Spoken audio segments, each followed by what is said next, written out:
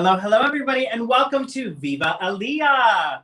We are rounding out season 1 with a bang, honey. We have tonight's show, which I'm very excited about. We have 2 more shows in this season, and then we're going to take a little break in September and come back with an all-new season 2. I hope y'all have your cocktails ready, your drinks are poured, your tea is ready, because we have a show for you tonight. We're going to chat with a dear friend of mine, our producer, Dominic Mota, about his book, This Is Not About You. But I also have a panel, and I'm so excited. We will introduce them here in a little bit, but I want to read some stats for you. These are recent stats. I don't know exactly from which date, but they are very recent. According to studies by the UCLA Williams Institute, more than 700,000 LGBTQ plus people have been subjected to conversion therapy, including an estimated 80,000 youth. That is just the people who have participated in this study. So there are still undocumented people who have not participated and have had to go through this. A lot of you may be wondering about conversion therapy. A lot of you may have never heard of conversion therapy. What is conversion therapy? It is a said therapy that tries to take somebody from their true self of being LGBTQ plus and convert them into the ways of a cisgendered straight world. And that is what we're going to talk about tonight. Does it work? No. Not only is it based on a false notion that being LGBTQ plus is a mental illness that should be cured, no credible scientific study has ever supported claims of conversion therapists to change sexual orientation. So not only does it not work, it's damaging to people. It's suppressing who they really are. It is oppressing them to make them suppress who they really are. And currently, American Psychiatric Association determined that homosexuality was not a mental illness back in 1973, but there are still states currently that participate in conversion therapy. States that are protecting LGBTQ plus youth are California, New Jersey, Illinois, Oregon, Vermont, Connecticut, Nevada, New Mexico, Rhode Island, Washington State, Maryland, Hawaii, New Hampshire, and Maryland was written here twice, and New York. New York is also a conversion therapy state that does not allow conversion therapy. And Washington, D.C., although not a state, passed an ordinance in 2014 protecting LGBTQ plus youth from conversion therapy. I just turned off of my cards, not the one that I want to. I already said it was harmful. This is something that can do severe mental damage to somebody. It can take a huge toll on their life and really make them start over on believing who they are and not allow them to express themselves fully in their truest form.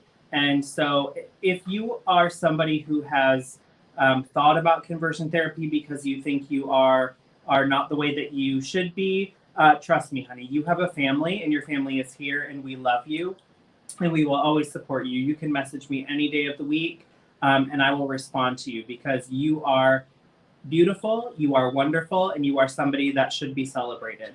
I do want to jump into this show because we have a lot to talk about. And so first I'm going to bring on Dominic Mota, but before we bring him on, I want to talk about his book, This Is Not About You. Dominic is an author. He is also our producer. He has sold copies upon copies upon copies upon copies, honey. Category is salesperson.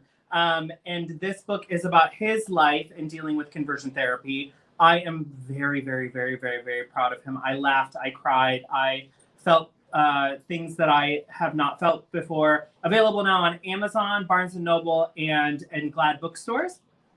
Revealing, powerful, and vulnerable. Ooh, for anyone who needs to feel less alone on their journey of acceptance and love, please read This Is Not About You. A portion of all royalties will be donated to, I think that's Centrelink. But without further ado, I'm bringing on our producer, my dear best friend, Dominic Mota. Hi. Hi, honey. How are you? I'm in front of a camera. This is... I knew this was going to be... The day was coming. You knew. I've been trying to get you on this camera for years. You have. I'm normally behind the scenes, and I'm very rarely in front of a camera. So this is bizarre. But if there was anything that I'd be happy to be on with you, it's to be with you. So Thank you. I can't wait to chat with you and everybody else. We do have a lot of folks to chat with tonight, and you limited me to 15 minutes with you alone. So I'm gonna just dive right in. Look, I'm gonna dive right in, honey. What's in your glass? Let's talk about what you're drinking tonight. I am drinking. My dear friend Maddie brought me this fun drink called Long Drink, and it is a mixture of gin with juniper and a grapefruit and some tonic and maybe some soda, something fizzy in there, but it's delicious. So you're drinking alcohol is really what Yes. it comes down to. Great. I've only had 30 of them. It's fine. So what's in your glass is alcohol. Cheers to you, babe. Cheers. Thank you. Thank you for doing this. Of course. So I do want to talk about your book, but I don't want to talk about it in a direct sense that is exactly about the script that's written, because I really want people to read this. I want people to go to the bookstores and make sure that they get a copy and really feel what the rest of us have felt while reading it. So before starting conversion therapy, what were the deciding factors for you to start, and how did you feel about entering the program? Because that's what this book is about, is your journey with conversion therapy. So who made that decision for you? Was it you? Was it somebody else? And how did you feel going into it? Sure. I think before I even go into that, I want to say, because the guys will attest to this as well, is that our particular group and our program really, really hated the word or the phrase conversion therapy. I remember it was so added that we are not conversion therapists. That is not what we do. That is a non-proven thing. We are people that are searching for a way to be someone else in their journey with the Lord, etc., etc.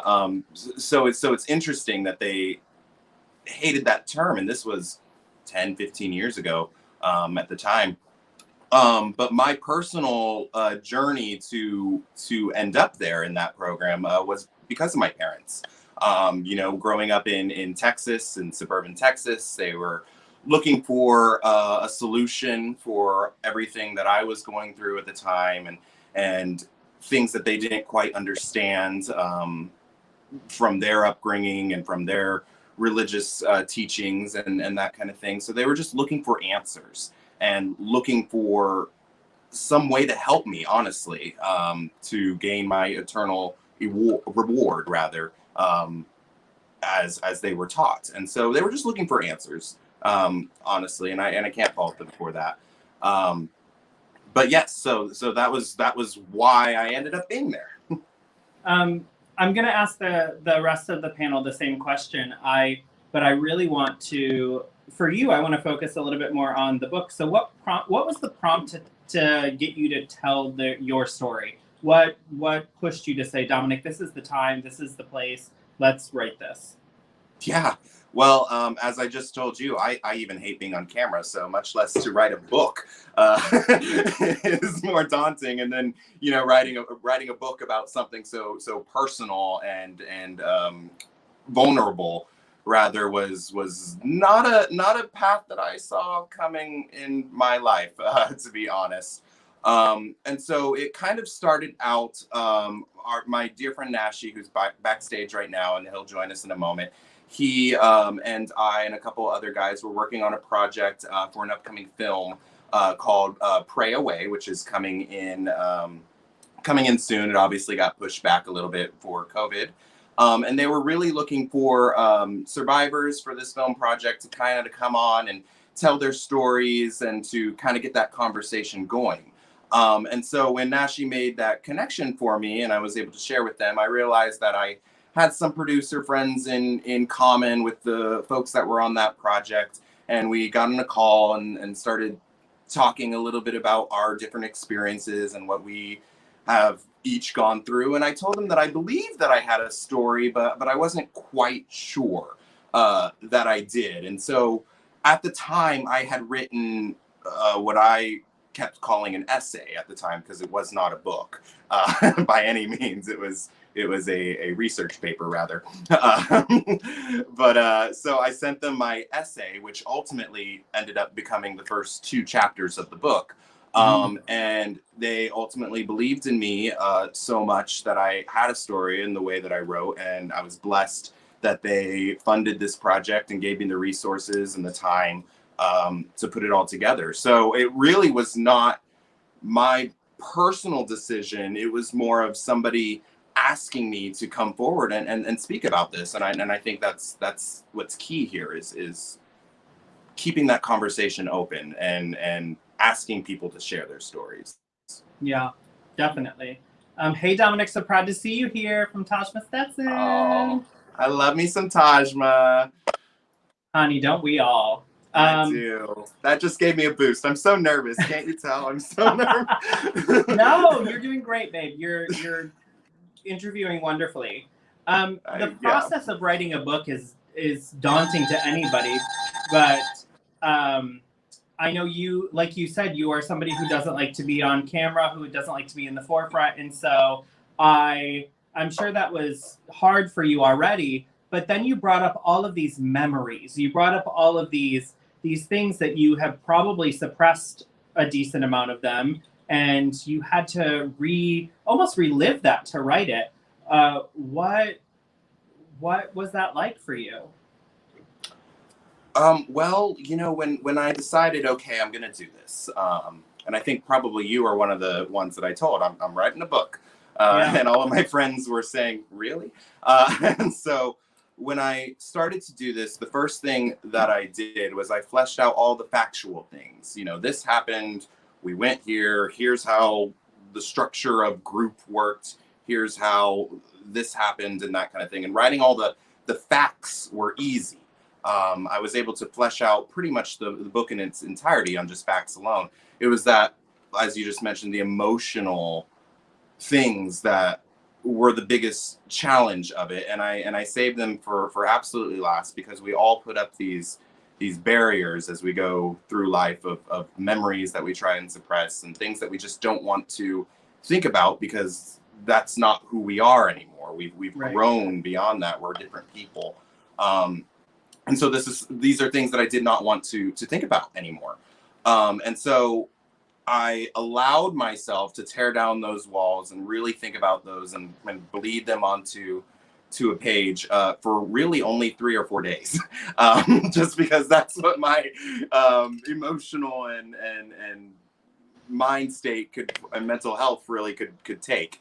And so during those 3 or 4 days, I probably stayed up and probably slept maybe 3 or 4 hours of all of those days. And really just bled out and inserted all the emotional aspects into the book in between those factual things. But it was hard, and it is definitely something that I never want to do ever again. But I think it was important that I did it, and I'm happy that I did it ultimately. But it was definitely hard. I'm happy that you did it too. And I also want to say, before I ask you the next question, I'm very proud of you, and I'm so honored that I am not only able to read your story and be a part of your early life that I didn't know. For those of you who don't know, Dominic and I have been friends for 6-7 years now. And it feels like longer than that. Your warranty has expired. In the best way possible. No, my warranty will never expire. But I feel blessed to be able to know that part of you and to have a view into that section of your life and really be able to live that with you in a way. And so I'm very proud of you for telling that. Thank you for reading it. Yeah, I'm very, very proud of you for telling us this story, not that story, this story, because that's what we're talking about. But I know you and I have talked a lot about the next question, and it's an emotional thing to talk about. It's a lot of what your book was about, which is your family, and how they perceived you, and how you've said this multiple times, and you just said this a minute ago, but you don't blame them for what happened. You are very much understanding of their side of it almost. And I don't think, from what I know, I don't think that that's common, that people are as forgiving as you, or as willing to accept that their family was just trying to do the best by you that they thought possible. And so, have you heard from your family on this book, and do you know if they've read it?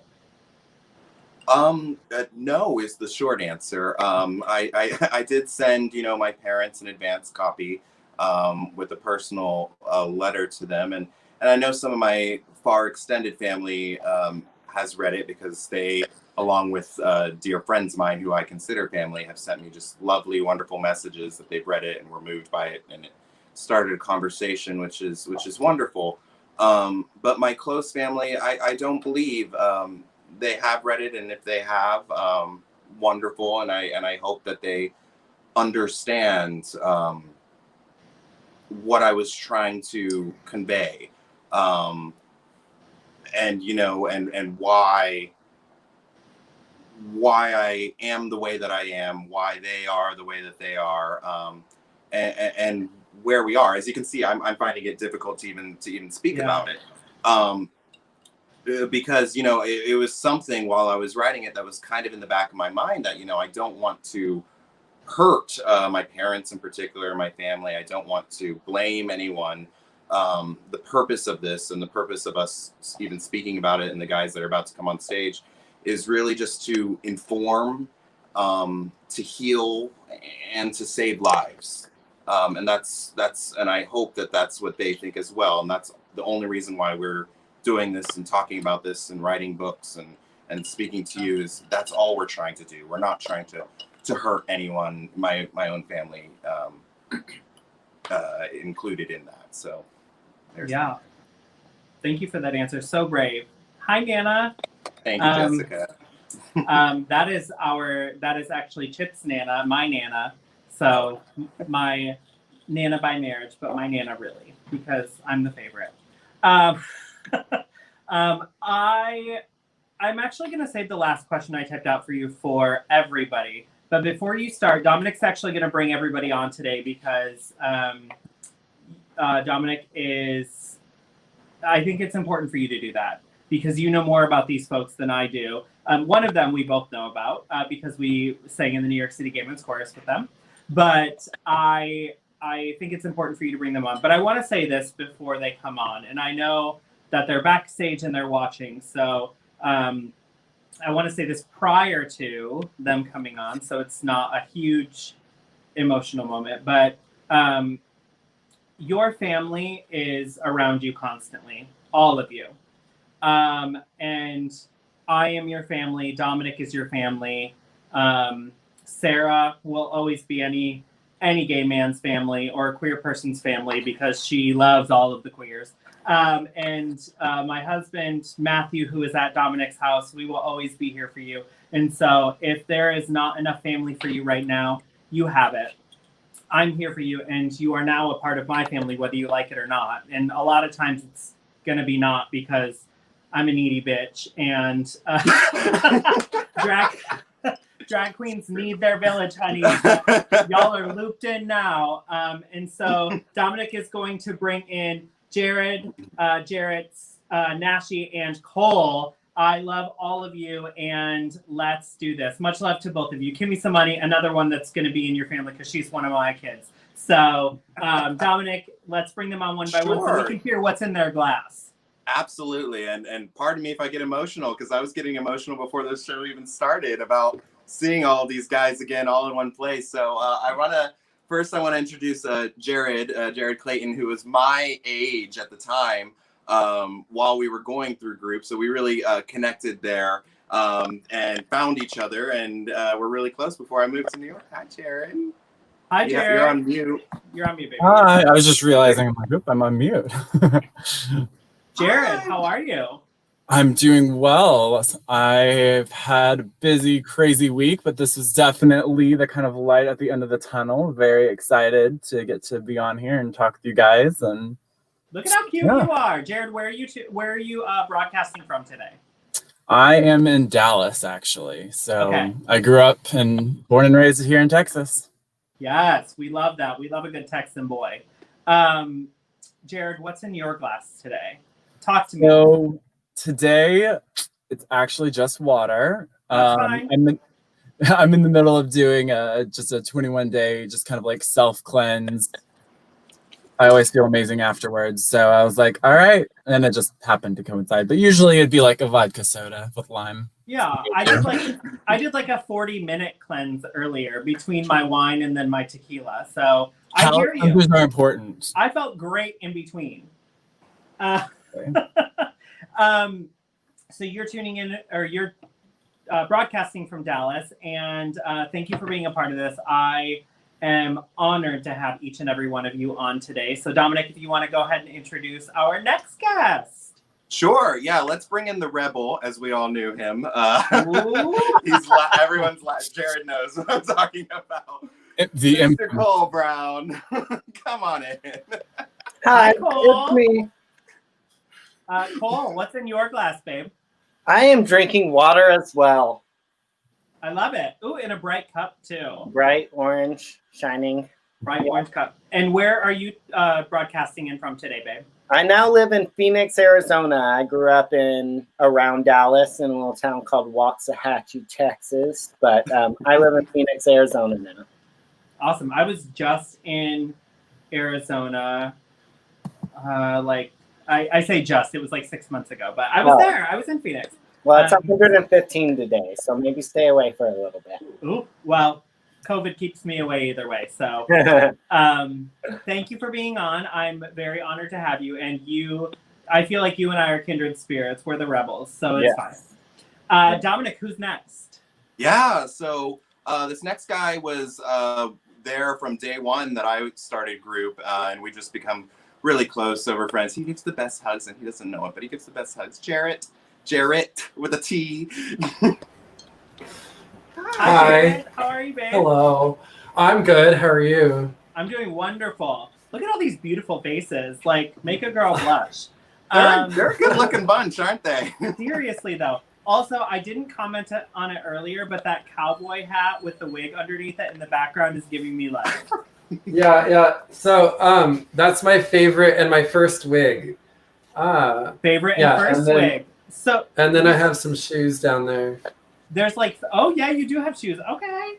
I made these. Got this at a hardware store and glued it on. You said favorite and first, which means there's many more, right? There is many more wigs. Live. Jarrett, where are you broadcasting from today? So I'm in Grand Prairie, Texas, and I live like 5 minutes from the city limit of Dallas. So it's. And if my sister Sarah is watching, Jared is in Grand Prairie and wants to come get a tattoo, so we're gonna hook him up with some Urban's tattoo chip. Yes. Sarah, if you're watching, she'll watch at some point, if not later. But Jared, what's in your glass? Because you have a very interesting glass here. Well, my glass is also water, but it's a lot of water. Yeah. So it's a half gallon, and why are you using it in half gallon form? All right. So, health pitch. If you're not drinking a gallon of water a day, you are doing yourself a disservice. Drink whatever you want after that or before it, but just aim for a gallon. Anyway, a gallon is super important, and keeping yourself hydrated. Your body's 70% water, and if you're not consuming a lot, it's not going to exchange, and stagnant water is just not good. And I can't keep track of multiple water bottles. That's what I was. And so I know. And so I have a half gallon because I can count to 2. And I can keep track of 2 throughout the day whenever I'm doing all kinds of other stressful things. We live for doubles, don't we? Yes. All right. And we have one other beautiful soul that is going to join us, Dominic, who is our last and final thank you for person. being so patient. Last but definitely not least, our dear friend, Nashi. Come on. Hi. Hi, baby. How are you? Good. How are you? Good. Thanks for having me. I'm living for the earrings. Thank you. They're feeding me life. You know, I'm just in my bed wear, the sweater sleep in. So literally just gonna go to bed right after. Nashi, your Aussie family is here too. Aww. Love you, Felicia. Hello, Australia. How are we doing? Nashi, what is in your glass, babe? I have a cup of tea. It's mint tea. I'm a tea person. I love it. We're about to spill all of it. So My legendary children, are we ready to chat? Yeah. Yes. Okay, let's cheers to you. I know you're not supposed to cheers with water, but let's do it anyways because why not? Why not? Cheers. Cheers. And here's how this is going to work for our audience. I'm going to start with one of you, and then we're going to kind of go in a round. I made sure that we didn't have as many questions as we usually do so that we can get through anybody that has something to say. I want to hear all of your stories, so don't hold back and don't feel like time is an issue because we're here and we have nothing but time because COVID is keeping us inside. So I love you all, and I'm going to keep my end lighthearted, but please tell your stories in their truest form because I want to hear them. All right, Nashi, I'm going to start with you, and then we're going to go in the order I see you. Before you started conversion therapy, what were the deciding factors for you to start, and how did you feel about entering your program?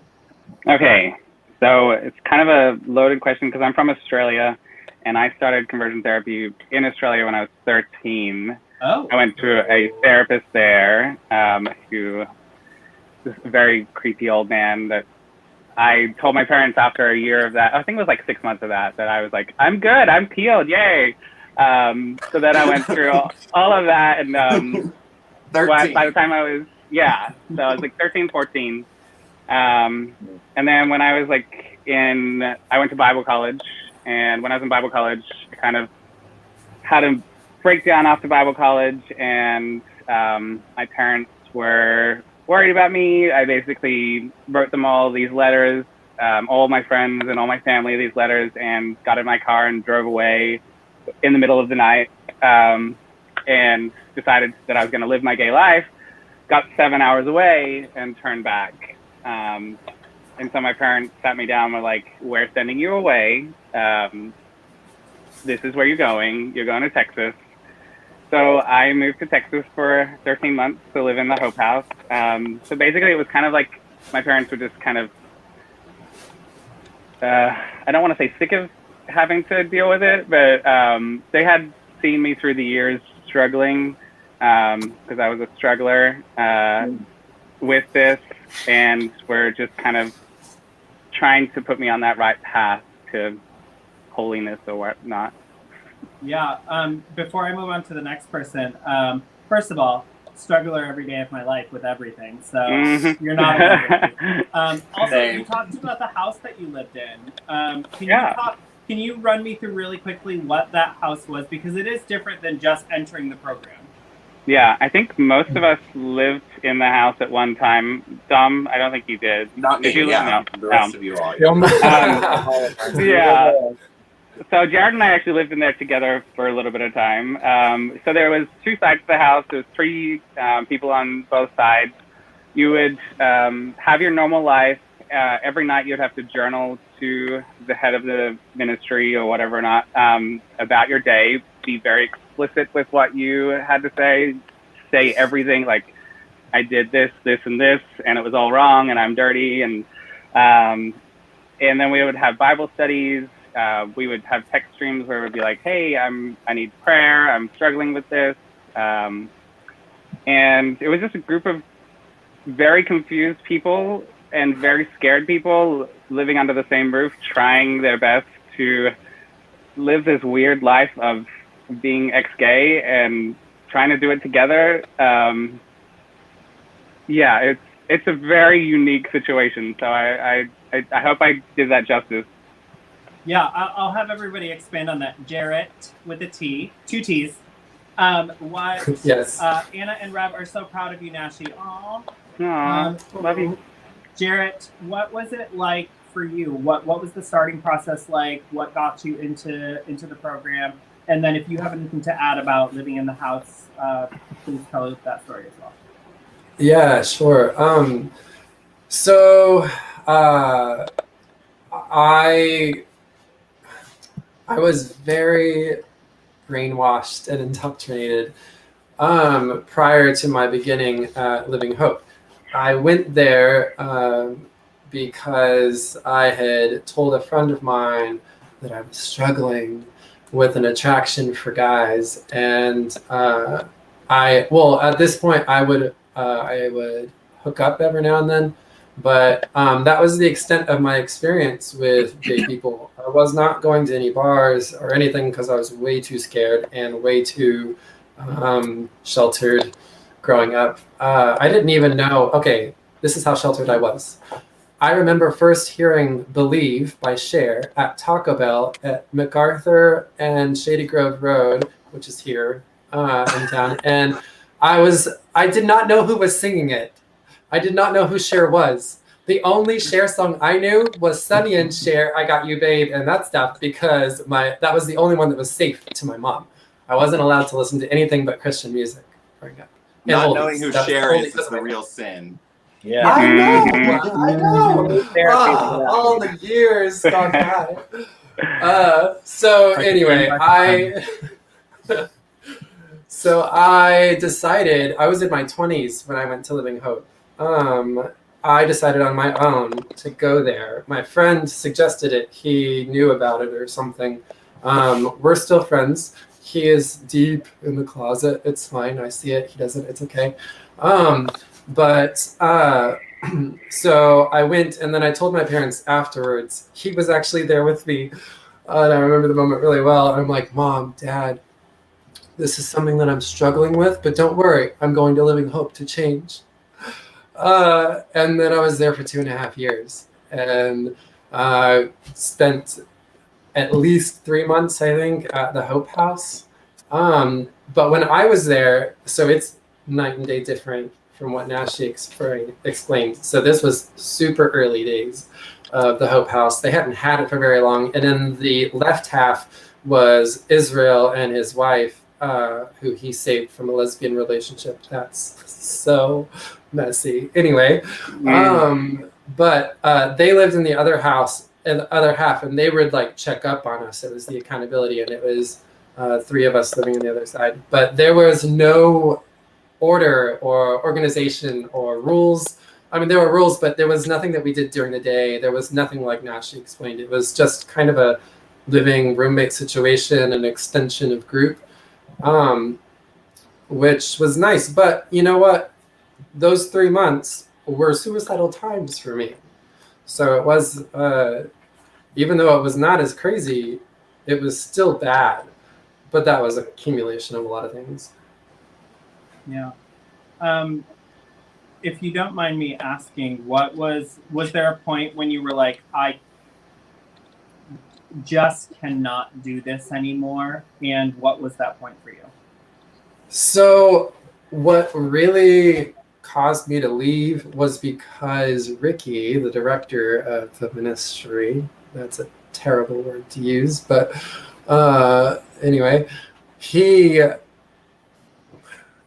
if he had been any bit more attentive and positive, then I would have stayed in and been loyal for a long time. But he ignored me often. He discounted me and he disregarded me often. It was very emotionally abusive. And so that was really what drove the wedge between me and everything there. He actually could have stopped people from leaving if he wasn't such a messed up individual.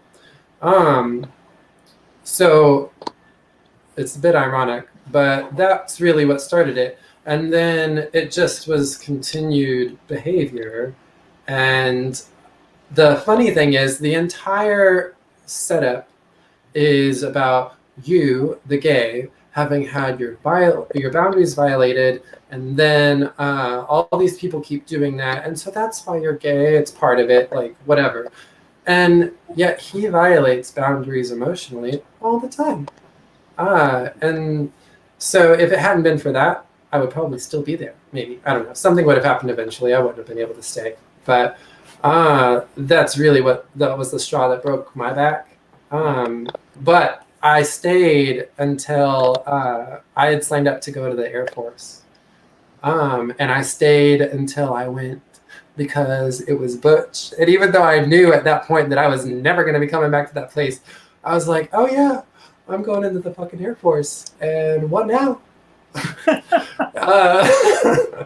And I had a motorcycle at that time too. It was fun. That was a fun image. So you were a bad boy.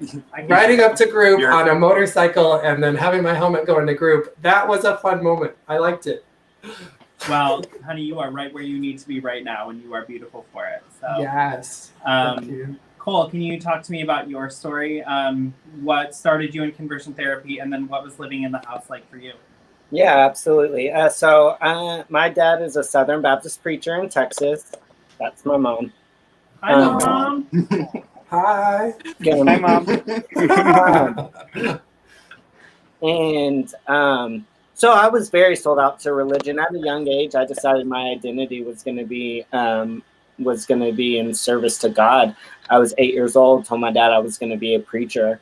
When I realized I was attracted to men, I kind of lost that identity, and there was things early on, like some porn was found in 10th grade. So I went and saw this weird counselor who didn't know what he was talking about for like 4 times and did the same thing Nashi did. I'm good. Mm-hmm. And then my senior year, it all kind of came to a head. I came out. Basically, what it turned into was if you want to be in service to God, you need to change who you are, and this is a way to change who you are. And God was really important to me, and I was convinced that was the only way to follow God at the time. So I went into the group. I was there, and then I left, and then I came back. I ended up moving into the Hope House as well. So I was in between Jarrett, and then and then Nashi and Jared were there later after me.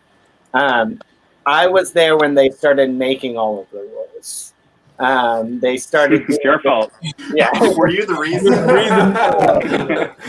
They would like make us journal, kind of, but not really. It was like we needed a submission. Ricky and Dan. So Dan was like the leader of our side, and then Ricky is the leader of Living Hope. We would like make furniture together. Like we had this fish tank, so we would do stuff like that. And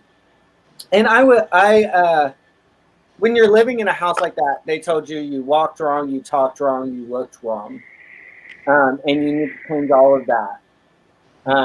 I remember going up to a restaurant and them telling me that men walk with their shoulders and women walk with their hips, and women walk as if they are on a tightrope and men walk as if they are straddling something.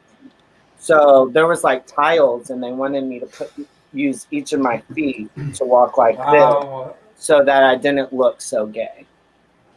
And they also told me not to stare into a man's eyes for longer than a couple seconds, because that's how they're going to know that you're gay, which was really, really beneficial later on. Isn't it? Yes. It's true. It is true. It is. You know from the eyes. Uh-huh. Yeah, so I lived there for about a month and a half. I didn't stay very long. That was the only time I've ever been suicidal in my life, and I escaped with the lesbian girl I worked with at Chick-fil-A. Come on. Yeah. Won't the lesbians do it, though? Yeah, the lesbians do it. They protect you. Yeah. If they can't dig a tunnel out, they will get your ass out of there through a wall or something. Yeah. So, Jared, how about you, babe?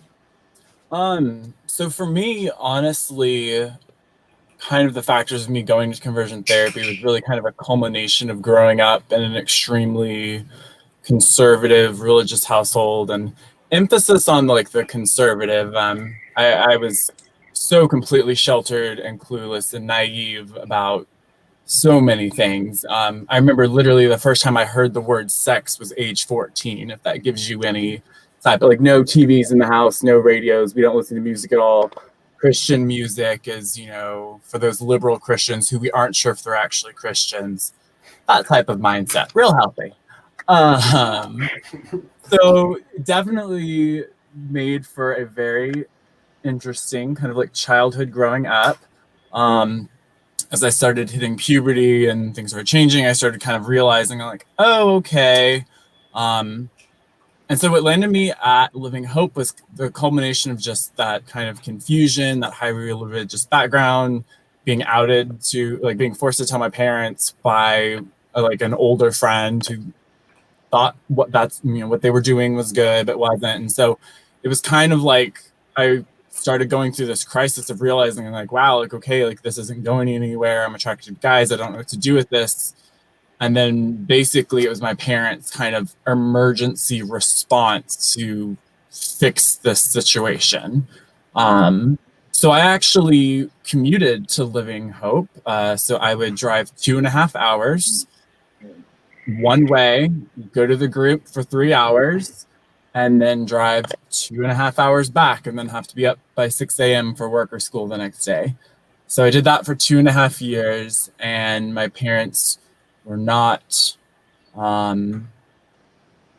they were very concerned about me not living under their roof, under their protection, under where they could kind of do this. And so the Hope House was kind of like my only option to move out, and kind of with their blessing, as it were.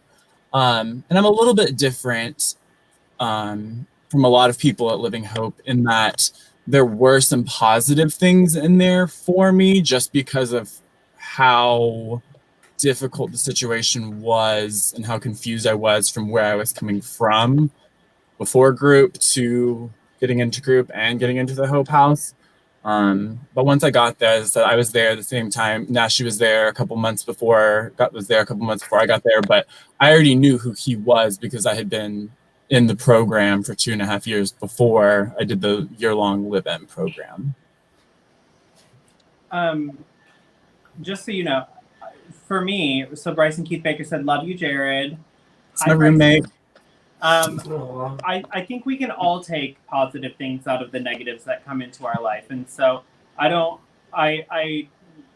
don't think you said it in a negative way, but everything that we go through is just gonna make us into the person that we are, and it's going to mold us into something that is much more a much more strengthened character, and really builds us into the strong individuals we are today. And so this isn't a seriously unfortunate thing that you all were placed into and were kind of we're definitely oppressed with and made to live through, but you are the beautiful people you are today because you went through that, and you all have really strong stories to tell. And so I hope you take that from that experience, but also that the fact that you get to share something that is affecting people still today and let them know that they can live their lives in such a beautiful way is like more than any of us can do. More than I can do sitting here doing this show, but like much more than most of us can even contribute to the world. So thank you all for this. Jarrett, I'm going to start with you this time, and then I'll go back around. Dominic, I asked you the question about you starting conversion therapy already, so we'll get you on this next question. In his book, actually, Dominic mentioned how empty he felt as time passed, and how his own existence and being was literally like leaving his body. What was that like for you, Jarrett? What did you feel the same way? Was it different completely? So my experience was, it was empty. It was, but at the time I didn't think of it like that. That wouldn't have been a way, even whenever I left, if you'd asked me if I thought of it like that, I probably wouldn't have said so. I really felt like what I was doing was right when I started. It was like admirable. And while I was there too, it was still a badge of honor. It was very much which I realize now is just egotism, but it just felt hurtful. It was just like, hanging yourself to be a punching bag, like just putting yourself there and saying, yeah, come on. I'm going to do this every week for 3 hours. Oh, no, I wanted every day for 3 months, or, a glutton for punishment sometimes. But yeah, it was just hurtful. And I was aware of that at the time, but I was gaslighting myself, telling myself, no, this is like growing pains or something. But you know what? It was never enough. Nothing I ever did was enough, especially for the leadership. And that contributed to the hurtfulness, because I'm like, well, then tell me what I'm supposed to do, but you're not, so I can't do it, or you're not happy with me. I'm going to leave. Yeah. That has a lot to do with religion in general. It does. A lot of people feel so passionately about the religion that they subscribe to, and they, I mean, I was kind of like you with my family. I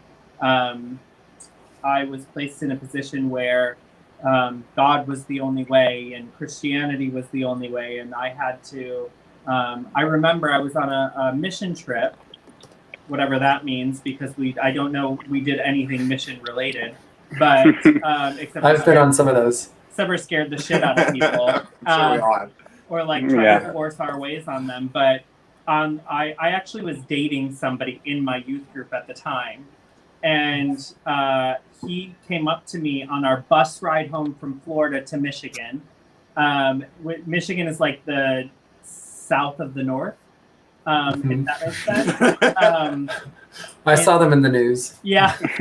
And he came up to me and said, I just wanted to tell you that I love you. And I was like mortified. I was terrified. I didn't know what to do. I was supposed to be a youth leader. I was supposed to be godlike and Christian-like and all these other things. And so I was like, we'll talk about this when we get home. And then I never spoke to him again because like, why would you in that situation? Yeah. You're in high school, you don't know what to do. And so I hear you. It's really hard to get that separation of self and being a part of something that seems so right for everybody else.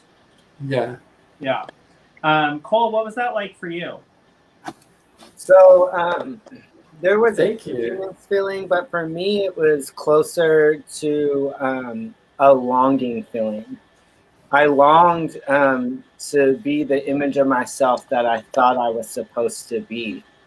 I longed for acceptance and value that I never received because I was trying to do something that was impossible. Instead of finding acceptance in myself and who I was and what I had to offer, like I said earlier, I was told I needed to change everything about myself in order to be of value. Why can't I go to Walmart and not check out the hot guy in line? I did everything I could not to do that. The eyes bouncing, the head maneuver where you're not looking. I did everything. I wanted to be so different from who I was that I hated who I was. And so the emptiness turned into longing of being someone I wasn't. Let me tell you, that underwear section was a setup in middle school. And the fact that all of us lived in areas where wearing pajamas or sweatpants was a regular, also a setup. So yeah. You can't be held responsible. They set us up to fail. Yeah, you can't be held responsible for that. Jared, what about you?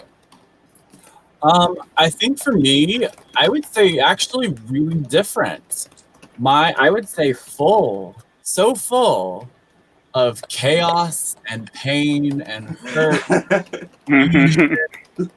And I kind of look at it this way because, so for me, I had a lot of past childhood trauma because no one does childhood trauma and, covers it up and keeps it quiet, like the highly conservative religious community.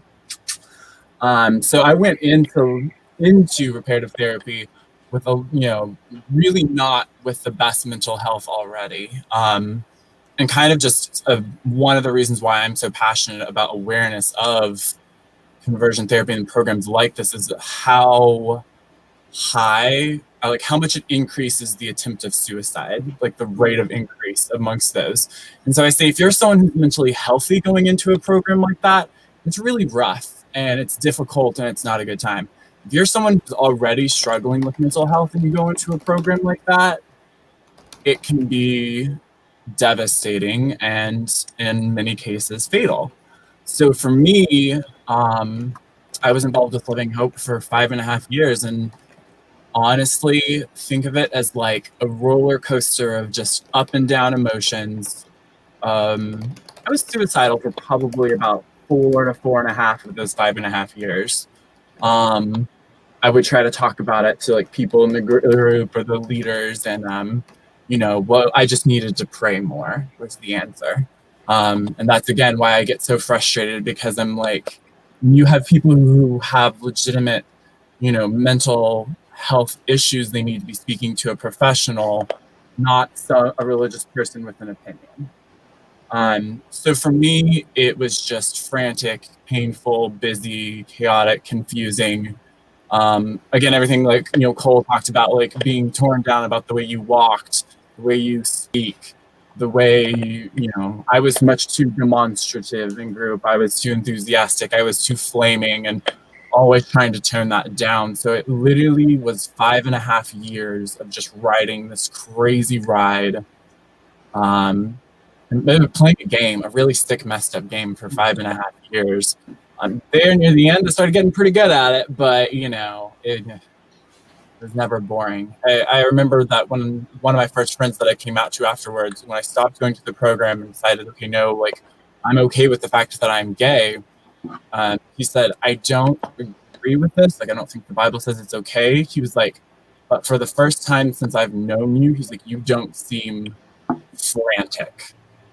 You don't seem like you're going from one like crisis to another. It's like, I've known you for a long, like I met him, in college, and he told me that, and I was like, wow, he's right. I've literally kind of been in fight or flight mode for the past 5.5 years. So that wears on you a lot.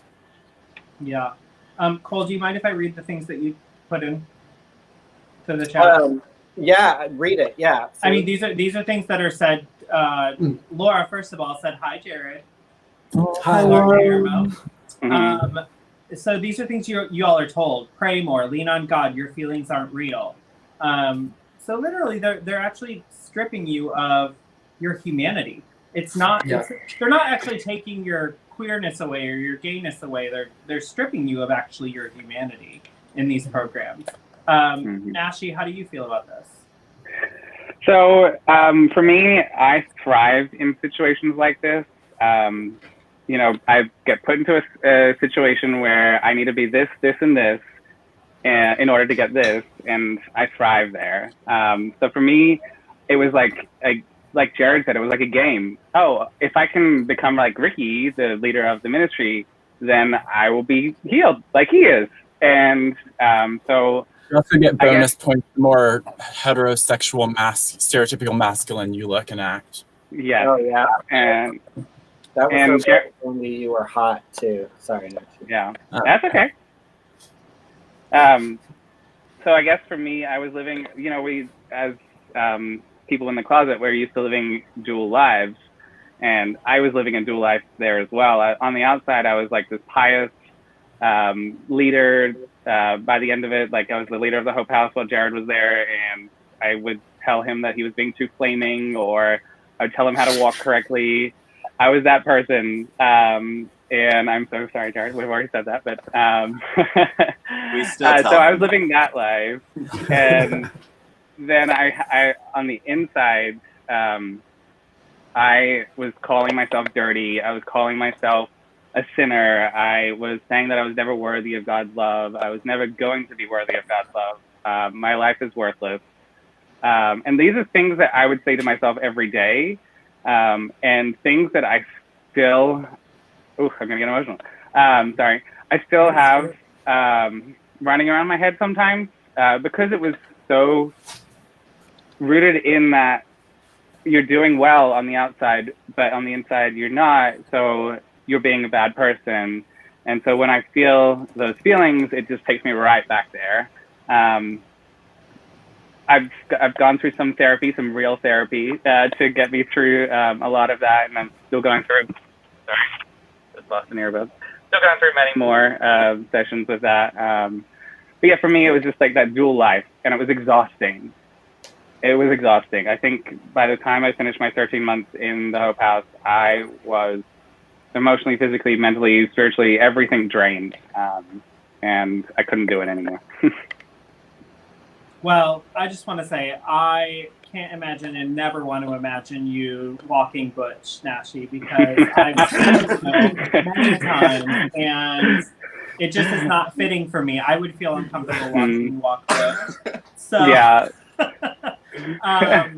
So yeah, Dominic, you have not answered this question for me. So you mentioned this in your book. You talked about how empty you felt, but is there anything you can add outside of what you've written that any of the folks have brought up on this panel? Well, I mean, just listening to everyone, I'm just over here just trying not to cry, just because it's uncanny how similar our stories are, and how we've all kind of went through this together, but not together, if that makes any sense. Mm-hmm. Like one of the things that I mentioned in the book is that we were allowed to know each other's first names, but not our last names, or where we went to school, or where we worked, or any other identifying information. If we found each other in a grocery store, we were supposed to walk in separate ways. We were just not allowed to communicate outside of group. And so, 10, 11 years later, it's bizarre, and it's stirring, and it's crazy to hear everybody and see everybody all together and talk about this. Yeah. Ask somebody else a good question. Chip, of course, my husband, Dominic, looking handsome as ever and so brave telling his story. So, first of all, crying is therapeutic. It's beautiful. It is a form of therapy. It's our body's own natural way of therapizing itself. And so I cry on the regular to myself normally, because I'm not an emotional person in front of people, but I do cry to myself quite a bit. And so it's something that you are able to do, and that nobody can control. Nobody can control you crying. Nobody can control your laughter. Nobody can control your internal dialogues. And so that's something that is wonderful and beautiful. And so if y'all need to cry, just know that I'm crying on the inside. I just can't do it because my makeup.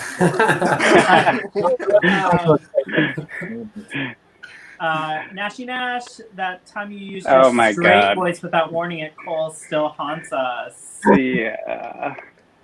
I was ordering meat, and I used my straight voice. I was like, hey mate, how you going? I just need to get a couple of kilos of that meat right there. Thank you.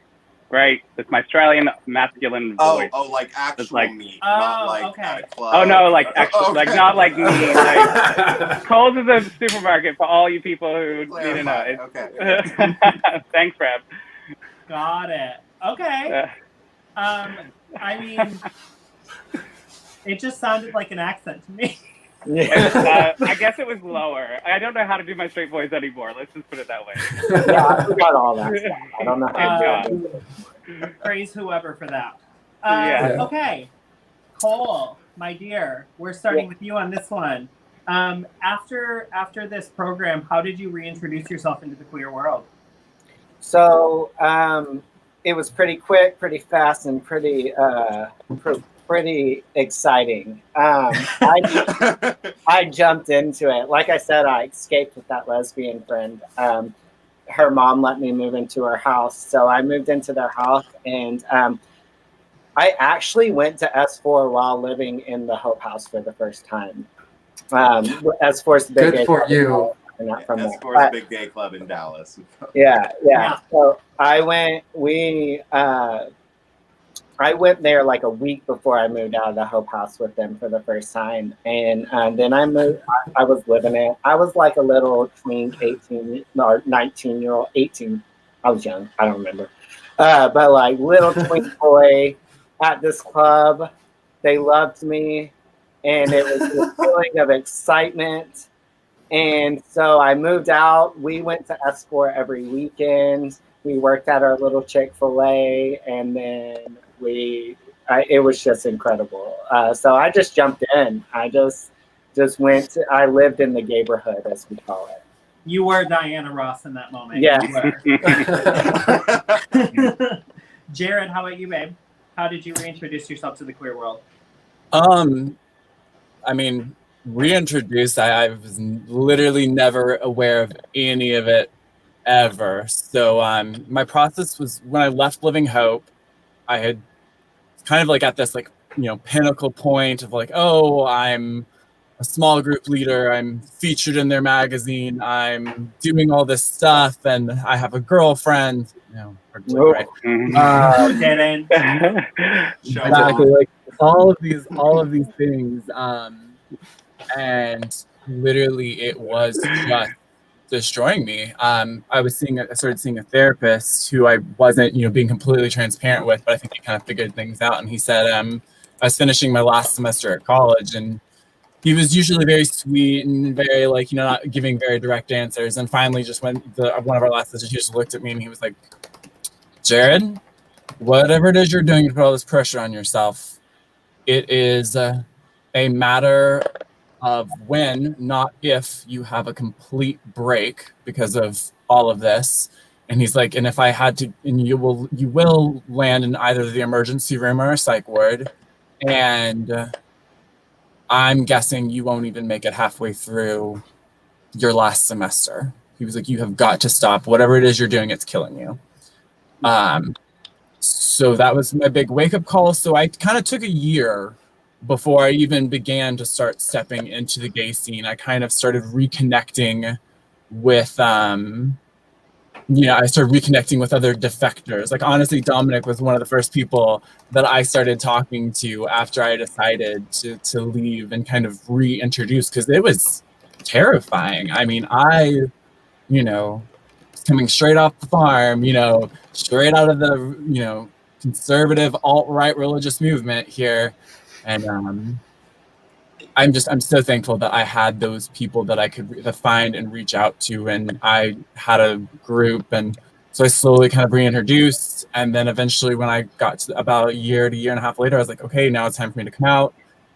And then at that point is when I already had a chosen family already to kind of start then exploring what it was like to, the queer community. And I absolutely loved it. It was just so many lovely, amazing people, so much fun.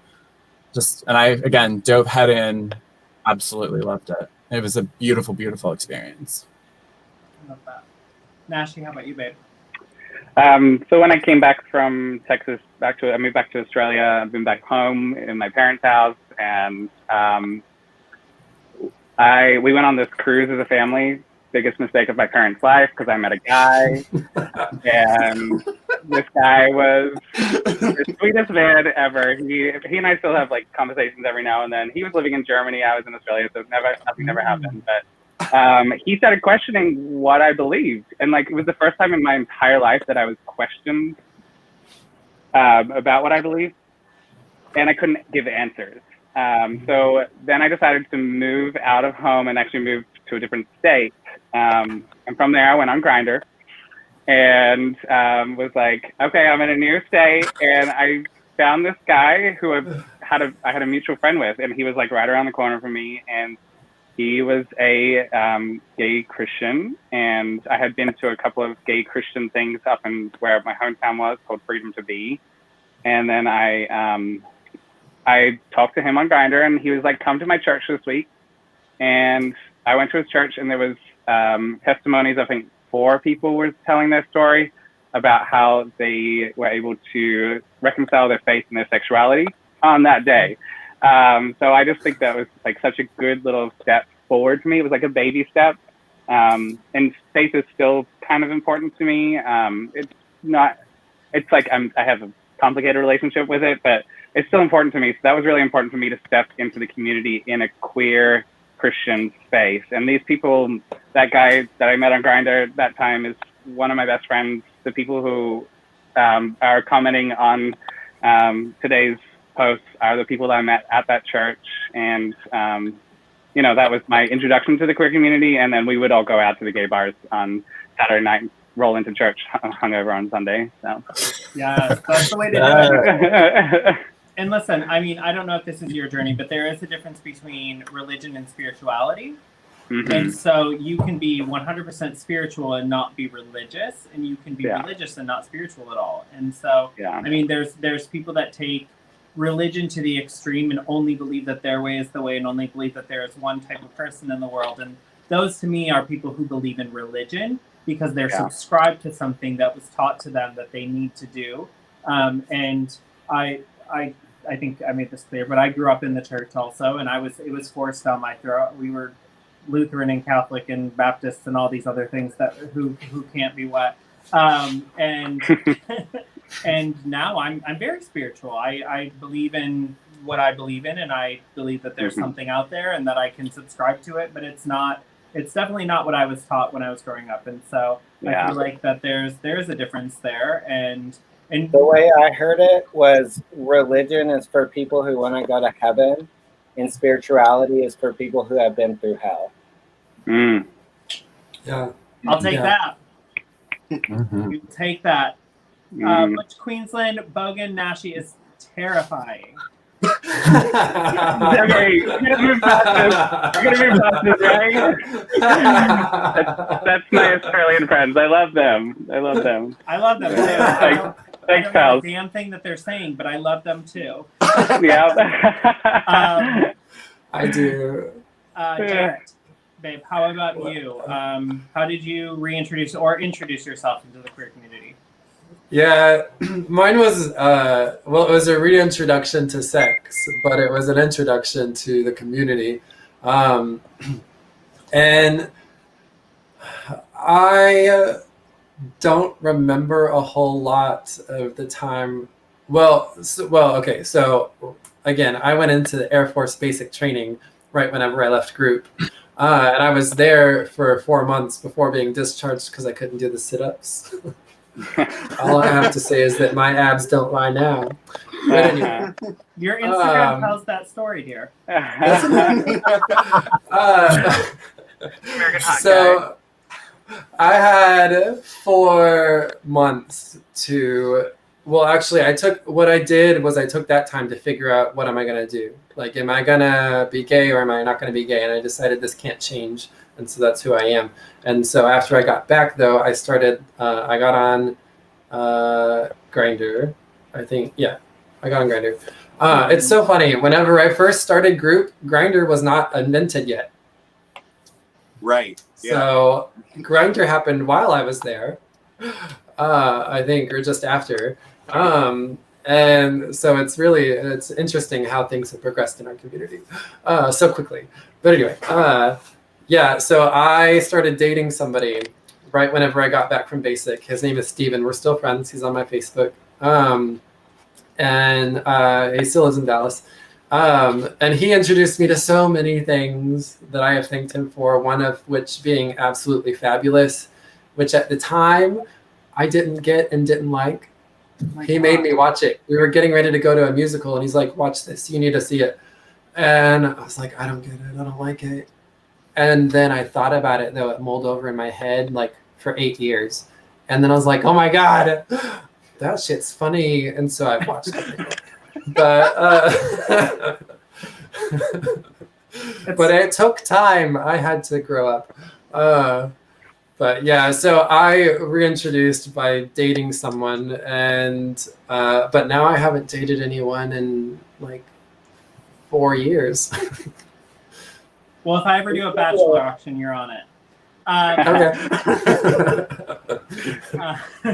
All right, Dominic. That was hard. Actually, I don't know this. I don't know how you reintroduced yourself into the queer world. So, Dominic. Sorry, I was enjoying Jarrett's story. Well, for me, it was really just, making that decision to find somebody else that I didn't know existed, really. And I try not to sound eloquent here, but really that was it. Finding friends, making friends like we all do in our lives, and really finding those friends that will stick around and be there, and those friends that were not. And I think a lot of us could probably attest to this, is that when we did make that transition, we all probably lost a lot of friends, a lot of people that didn't agree with what we were doing. So I think for me, it was just a reliance on friends, on finding new friends, finding a new friend group that will help me reintegrate and rediscover who I was before this therapy thing even started, because I didn't know that person. I'd forgotten that person. So yeah. You know, people that can't accept you for who you truly are, though, they're not really people you need in your life, and they're not really friends of yours. And so, as much as they seemed like people who supported you, they supported things that were not true about you, and they supported things that were not things that you needed in your life, or should have in your life. And so, I'm happy that you all have found some sort of something there, and you have that in me now. So I'm here for all of you. You know, drag queens get very mother-like sometimes, and Dominic can attest to this. I tend to mama out more than most, and so y'all have me in your corner, and I will fuck somebody up for any of you now. Love you, mama. Love you back, baby. All right, Jared, we're gonna start with you on this one. This can be a very sensitive subject for all of you, and I know you've all seen the questions, but what is your relationship with your biological family right now? And then I know, Jared, you mentioned your chosen family. So if you want to combine the two stories, but I definitely want to hear both sides. Yeah. So kind of amongst my cousins, it's a mixed bag. There's some that don't speak to me really now that I've come out, or that have very, very limited interactions with me. Same kind of goes for the rest of the extended, aunts, uncles, things like that. With my immediate family, a little more interesting. I was I grew up homeschooled, so very, very close to my siblings. And it's different. So I have a younger sister we were extremely close. And I came out 3 or 4 years ago now, and we're just now getting close to where we were back then. And she doesn't think it's how I live my life is okay, but we're still close and we can still connect. I have 2 older brothers. The next older one, closest to me in age, is kind of the same. He's a couple steps behind my sister and how closely we relate and how close we are, but we're still able to maintain a relationship and relate and things like that.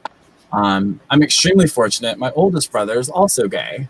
And it's hilarious because we fought like cats and dogs growing up before either of us came out. And then now that we've come out, he has literally been the biggest source of strength and support for me.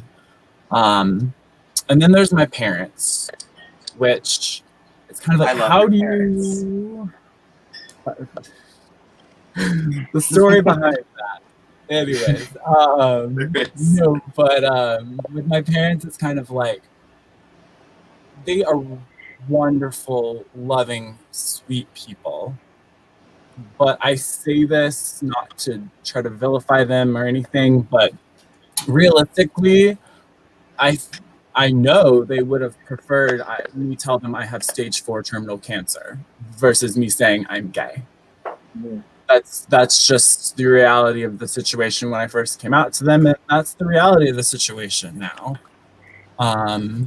So it's how do you love someone who thinks, how do you have a relationship with someone who is loving and tries to be loving to you, but thinks what you're doing and who you are is just wrong and sinful, and you're choosing the worst choice you can possibly make with your life? With every choice, it's how does a relationship like that even work? And I'll be honest, it's very confusing and complicated because we can be close and sharing awesome moments one moment and then go several months without talking. So complicated, but I love them. They love me with that condition. So, but I still talk to them some, I still see them some, things like that. And then I have my chosen family who, My best friend was literally the first person I met at group. When I was walking into group, you know, like huge eyes and scared out of my mind as this little completely ignorant homeschooler, and he kind of took me under his wing. And he's my best friend to this day. And him, his husband, and their kind of just friend group, there's 5 or 6 of us. I mean, they really are my chosen family. I'll do holiday things with them. I will, you know, I talk to them all the time about everything.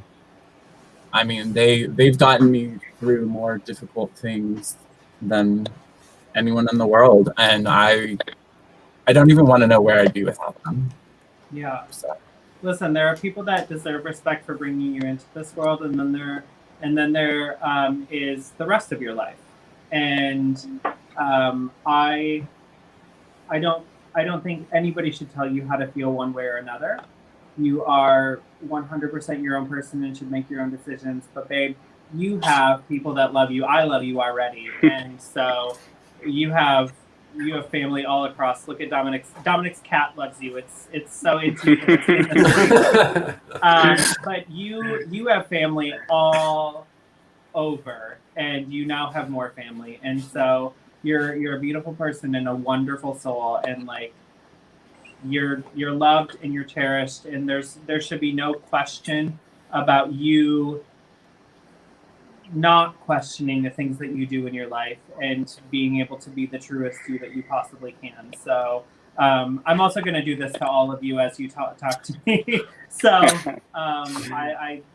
just live your true life and don't take steps back. Don't look back. And anybody that's left in the dust is meant to be there. Nashi, you're Hi. up. All right, so this is a question. Yeah. So when I first came out, I tried to keep a relationship with so my mom, my dad, and my sister are very religious. They're just very like insular, like they don't think outside their bubble. So when I moved out, it was like a breath of fresh air, and I kept that relationship open from a distance. But every time I would go back, it would be the same, like triggers. They would be emotionally manipulative. They would say things or just not say things. They would never ask me about my life, or they would just tell me I'm living the wrong life, straight up. I remember having a conversation with my sister, like she was screaming at me, "You're going to hell."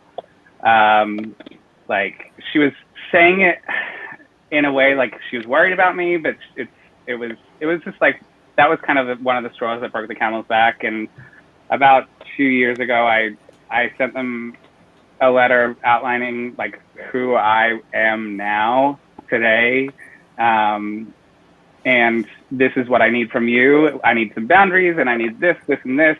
If you can accept that, we can keep this relationship open. If not, I may have to take a step back. They said, no, we can't do this. We love Jesus too much. We're really sorry. So haven't talked to them in two years. In October, will be 2 years. I am lucky like Jared. My older brother is queer. And like Jared, we fought like cats and dogs when we were young. But I think that's because we had that shared experience of like living in this closeted world. So he's become my rock. He's become one of my best friends. When I move back to Australia in a couple of weeks, I'm going to get emotional talking about him because I love him so much. I'm going to move in with him, and he's just opening his arms to me. We haven't lived together in 15 years, so it's going to be an experience, an adventure, but I'm really excited about it. He has always been very strong in his beliefs. He was able to come out when he was 17 and live his best life from there and like go fuck you, just sorry on live, but go F you. Okay. To everyone and say I'm gonna live this life. And yeah, so I kind of looked up to him when I came out, but I didn't know how to start that relationship. And then through a series of events, with me leaving my parents behind, I was able to pick up my relationship with my brother and really solidify that. And so it's been really beautiful. Love you, Andrew. Listen, y'all were only fighting because y'all were trying to figure out who was more fabulous than the other one. Both Jared and Nashi, y'all are trying to fight with your brother because y'all wanted to be the first fabulous gay in the family and leave the other one behind. I hear you. Zach. Hi, Zach. Love you. All right, Jarrett, what about you and your family, baby? Okay, so when I moved back here to Texas, I moved in with my dad, who still lives in my childhood home. My parents divorced. He has threatened to call the police on me twice. That's our relationship because I proved him wrong. No shit. And then my mom, quick story about her. We had an epic last talk in person. I'm so happy with it. In the front driveway, me yelling, and I'm hearing myself echo down the street. And I didn't even care, and I loved that. Anyway, prior to that moment, so I have this. This tooth has never been there. Even like I've never had the adult tooth from birth. And I had a retainer that had a fake tooth until this year. And it's bothered me. It's really bothered me. Plus, it affected my speech. It affected my singing. So I took it out. And I'm like, this is me quite naturally. And I need to be me so that I can be okay with me. It's the best thing I've ever done. Well, not the best, but a lot. Anyway, so my mom comes and she's like, what happened to your tooth? I'm like, it's the one that I've never had. I'm just not wearing my retainer anymore. She goes, and gives me this look that she gives like, well, I wouldn't do that. And in my head, I'm like, explosions. But I waited until later and used them on better things. Anyway, we don't have good relationship. My dad and I have been more cordial. I've set some boundaries with him. I'm impressed with how well it's going, but I don't hold my breath. My siblings, we don't talk. My sister was gay for about 8 years with Mandy, and then their pastor, Mandy was the worship leader, their pastor and his wife counseled them to break up. And then the pastor's wife died, and then he dated my sister, and they're married. Yeah, wow. So she is crazy. And so my family is very fucked up. All of them support Trump. They're very big Trump-loving people, and it's difficult, but I am strong. And they haven't broken me yet, and they never will. So. Good. You shouldn't be broken. You're too beautiful for that. Also, Tyra Banks says, our awkwardness and our weird things make us beautiful, and that's what makes us model-esque. And so if they don't like the gap in your tooth, fuck them, because you're a model, bitch. It's true. Well, you know what's funny? So I got braces when I was a kid, and I had a gap between my two front teeth. And after I had everything fixed, I was like, you know, actually, it kind of would have been cool. Madonna has one. Like, that could have been my thing. Well, I got it back. It's just moved one over. It's fine. I mean, your Instagram is beautiful because of it. Right? It has nobody's looking at my teeth like when my ass is all out. Yeah. It's all about pulling attention away from that which you're not proud of or not your favorite thing. So I work out. Our flaws make us beautiful. And they're not flaws, they're beauty marks. Yeah. They are, yeah. Cole, talk to me about you and your family. Yeah, so we have some tuning in. Yes, my mom. I came out officially Left Living Hope almost a decade ago now. So it's been a growing, learning, mistakes, not mistakes, beautiful healing experience. I'm gonna cry because it's my family, but I wouldn't trade the relationship I have with my parents for the world. I love them. They love me. Like Dominic, I don't fault them for wanting me to go to that. They were doing the best they could with the knowledge that they had in the belief system that they were raised in and believed in. And they loved me so much that they were willing to try to do anything to make me who they thought I was supposed to be. I had to learn that they were people who make mistakes and give them grace. Grace is undeserved forgiveness. And the grace that I gave them and the grace that they gave me, because I said and did some awful things when I came out as well. It's what family is. My relationships with my siblings. I mean, my brother lives here in Phoenix. He is a pastor. He is one of the only reasons that I allowed myself to even open up to the idea of God. I was pretty hardcore atheist for a long time. And he told me that I could experience God no matter who I was. So I look up to him. I talk to my older sister. My little brother's too young. They don't even care about that stuff. Like, they don't even, that generation has no idea that bigotry like that really exists.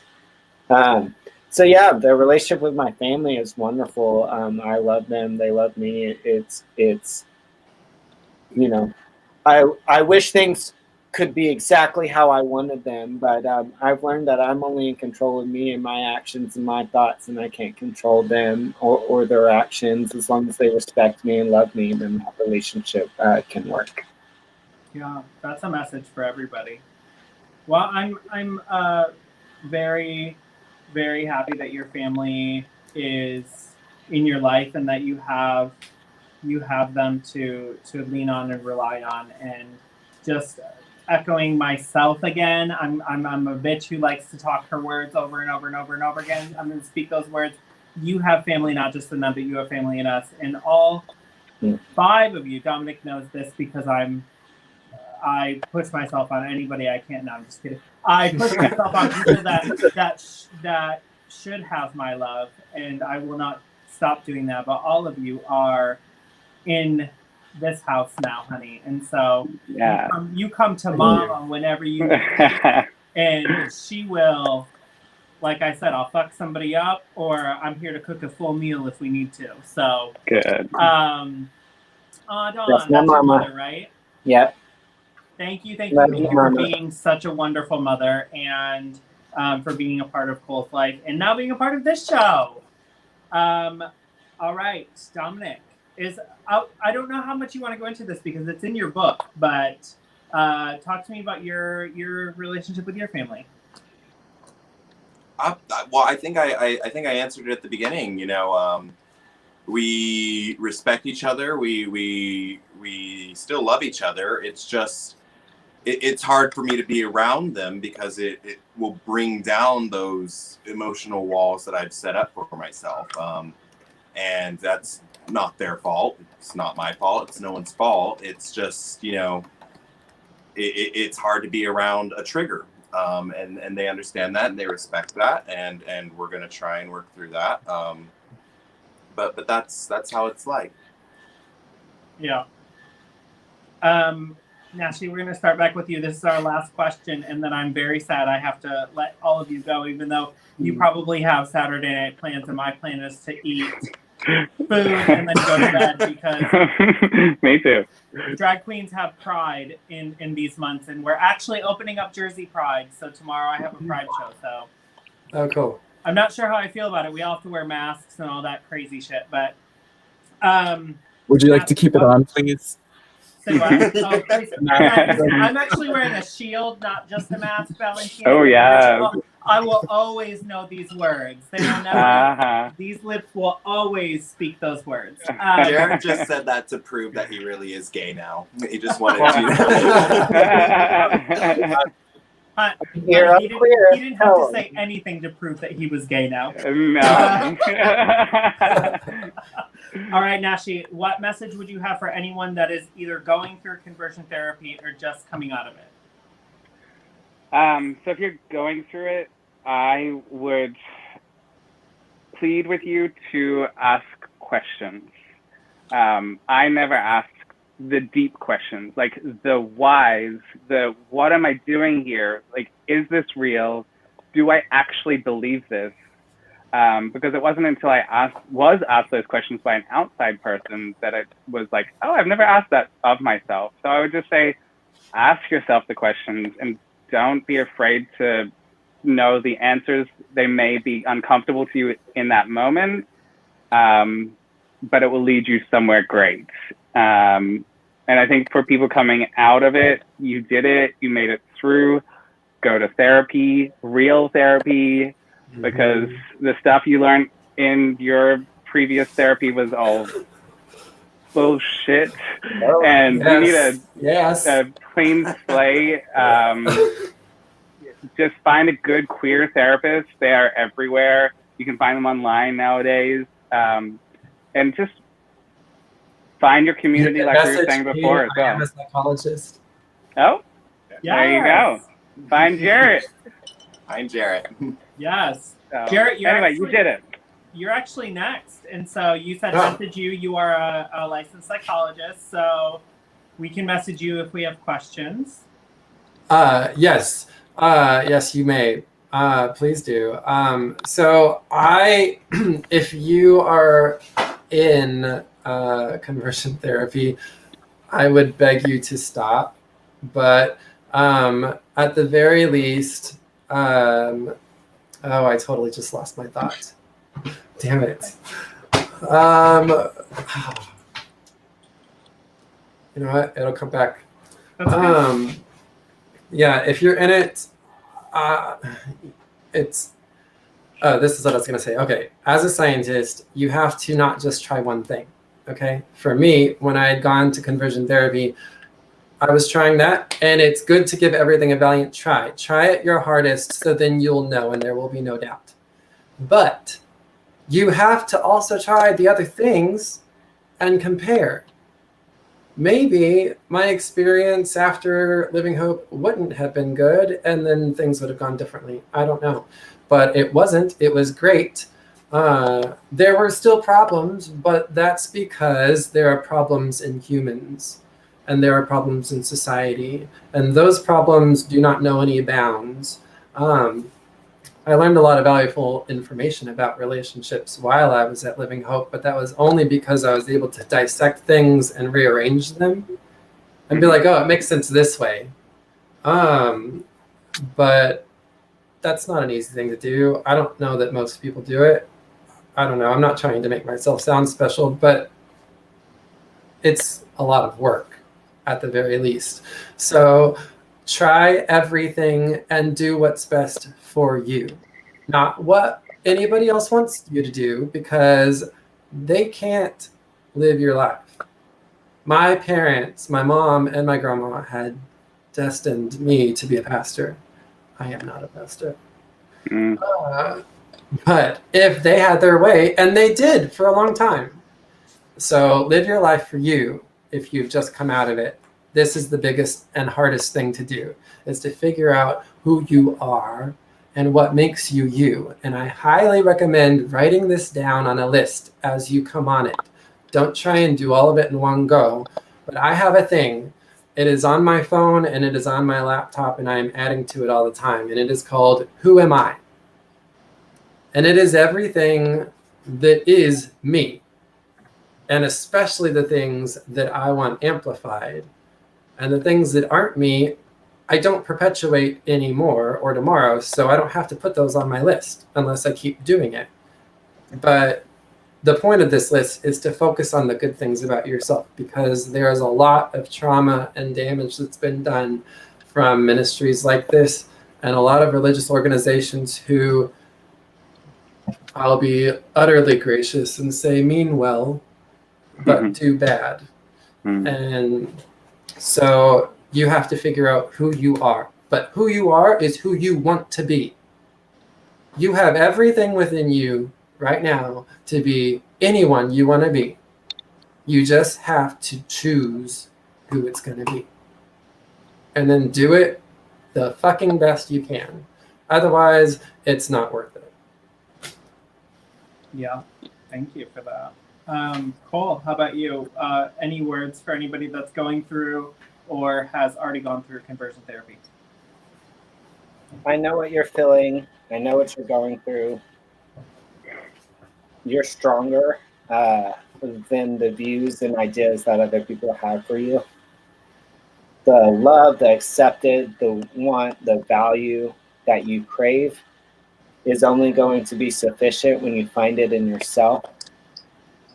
It will only be sufficient when you understand that no one else can control who you are, and who you are is beautiful. Get out. If you can't get out because your parents are making you, go there, stay there, be rebellious, ask a bunch of questions. Yeah. And when you finally have the freedom to get out, love yourself the best you know how. That usually happens through going through therapy and unpacking all of the trauma that you went through. You control your actions, your thoughts, your feelings, your beliefs. If you act as if you love yourself, you will begin to love yourself. And conversion therapy is not a way that people love themselves. And that's all. That's strong and beautiful, babe. Yes. Jared. I'd say for me, for people that are still in it,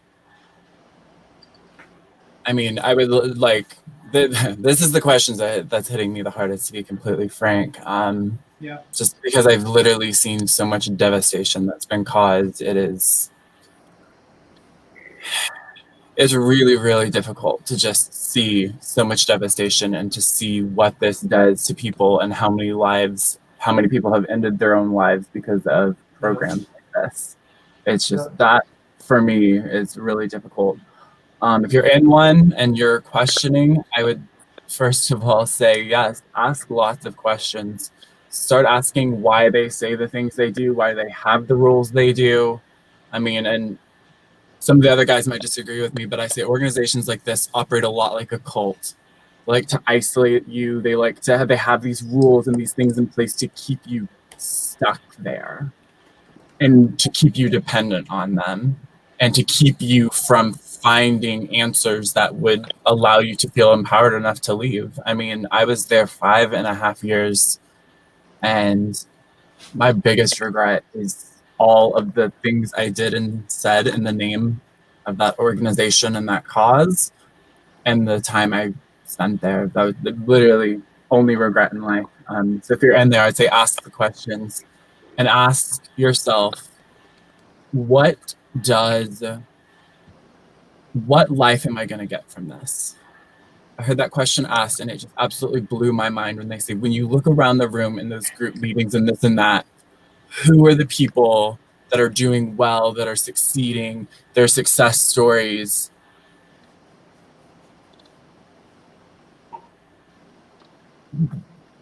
Me, on my happiest day there, even in the last kind of year when I was playing the game well, as Nashi put, when I was,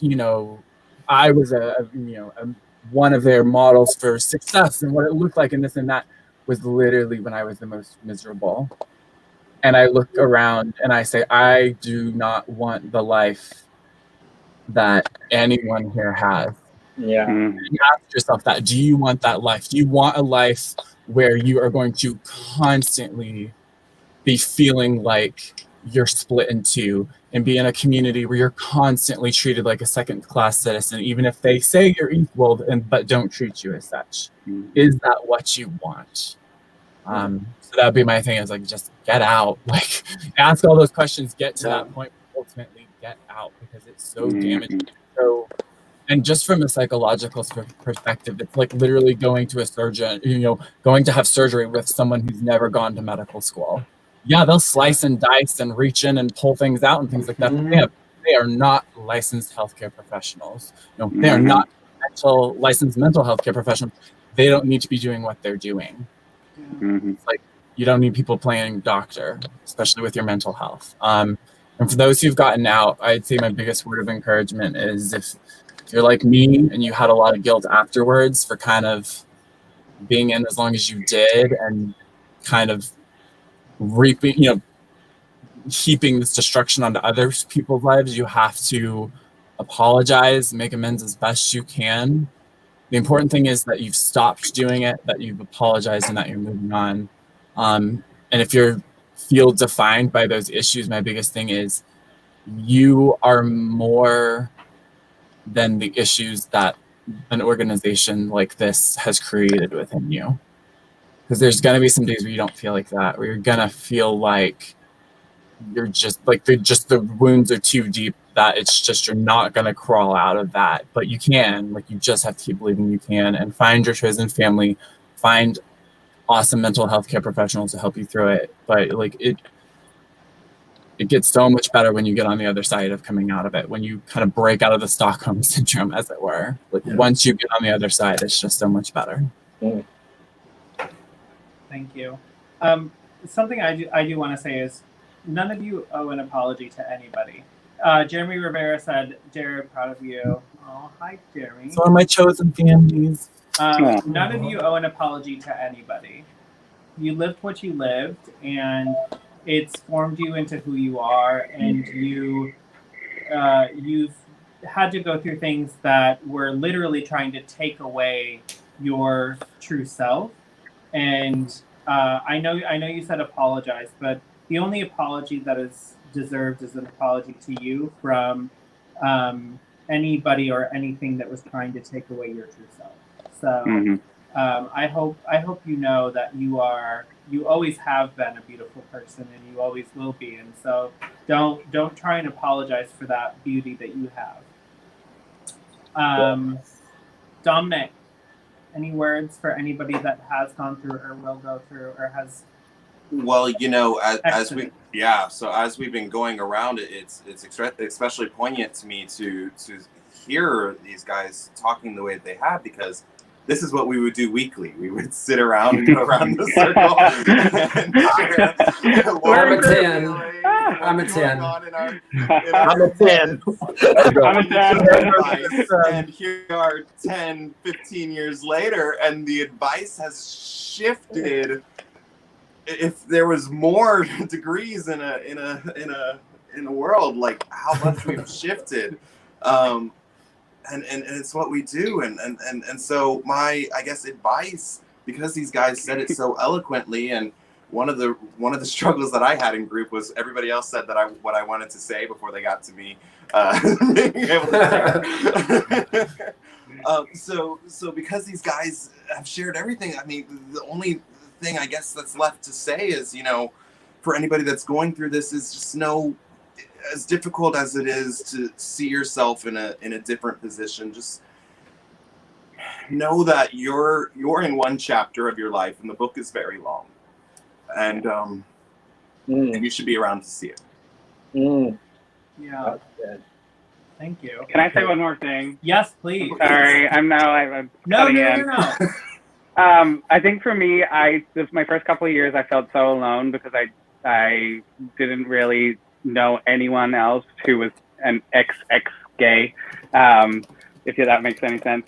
So I think just find people who have gone through it, if you can, because this last week, just sharing my experience with these amazing people in a group chat on Facebook has been so healing for me. So just find your people that understand you. No rubber bands. Yeah. So I'm going to ask two questions before we jump off. Jarrett, you mentioned that Jarrett with two T's. You mentioned the first one, which is something numbers. You said a 10. Yeah. In the chat's 20, 100. What is that? Yeah. Okay. So this is, I'm going to pretend like I'm the one leading, and then we'll all just take a quick. All right. So, hey, everybody. Glad that you're here this week. So, you know the drill. Let's go around and everybody give your number. For those that are new, we have a range. It's 1 to 10. All right. And 1 is like, Great, straight, ready to mate. Getting a girl, dating a girl, whatever. Straight and ready to mate. Great, straight, ready to mate. And then it goes up, and 5 is like masturbation, but like 8, 9, 10 are sex with a man. So go ahead. I am a 10. I am a 10. Sorry, Mom. Apparently I'm 100. You're a Oh, God. Apparently, according to this. She's private not group welcome chat. back next week. Oh, Yeah. that'd be a time. You're B10, Dominic. Oh, 10 all the way. And since Ten I'm a out of 10. biological woman, I am a 1. That's Yes, yes, yes. I only have sex with men. So, Uh-huh. and then, So do I. and then That's crazy. Nashi, I actually think you were the first one to bring it up in our little chat, which I'm not leaving, by the way. Yeah. Good. Don't. Our Facebook chat, I'm not leaving. Yeah. You were the first one to bring it up, I think, and it was about the rubber bands. Oh yeah. Oh, God.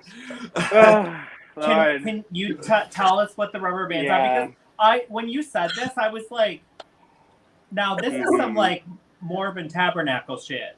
So Ricky would Ricky, the guy who ran the thing, would gift you a rubber band and say, put it on your wrist every time you have a gay thought, every time you want to masturbate, every time you want to look up gay porn. Just Anytime porn you want to now. listen to Lady Gaga. Yeah, every Yeah. time you think you're gay, snap your wrist. Check the dude And it will snap you out of it. Walmart, snap your wrists. Snap that wrist. If you I see someone that's cute, nope.